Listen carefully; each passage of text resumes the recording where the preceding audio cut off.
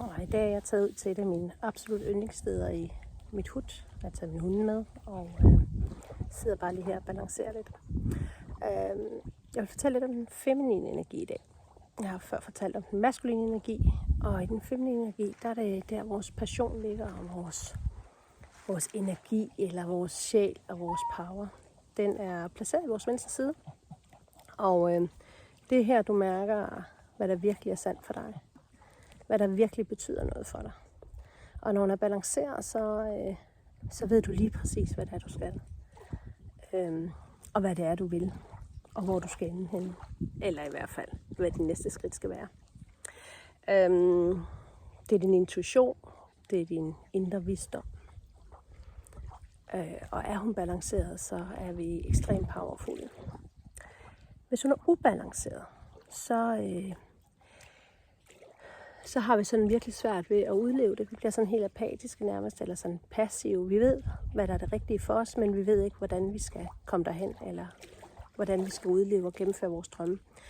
Og det er særligt, hvis hun er, kan man sige, fylder mere end vores maskuline energi, og der ikke er en klar balance imellem de to.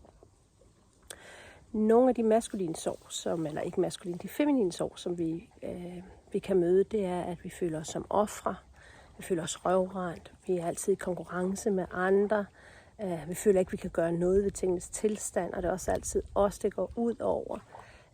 Og vi glemmer lidt det der med, at vi kan ikke styre, hvad andre gør. Heller ikke, hvordan de gør imod os, eller hvad de gør imod os. Men vi kan vælge at sætte nogle kærlige energetiske grænser, og holde fast i dem. Og så kan vi selv vælge, hvordan vi reagerer på det andre menneskers opførsel.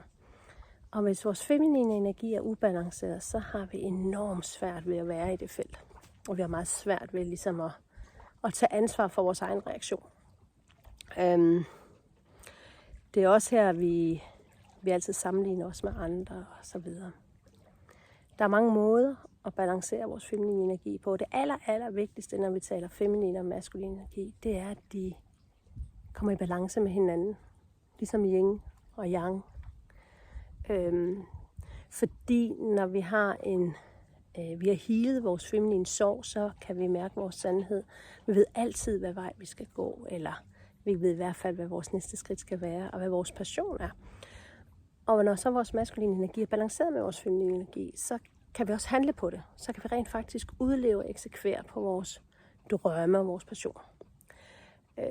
Hvis du gerne vil blive bedre til det, eller kan genkende nogle af de her feminine sorg i dig selv, så er min spirituelle grunduddannelse noget for dig, hvor jeg giver dig nogle tips og nogle tricks og nogle redskaber til både at se og være med og blive bevidst om din feminine, maskuline sorg, deres ubalancer, og hvordan du kan balancere de to.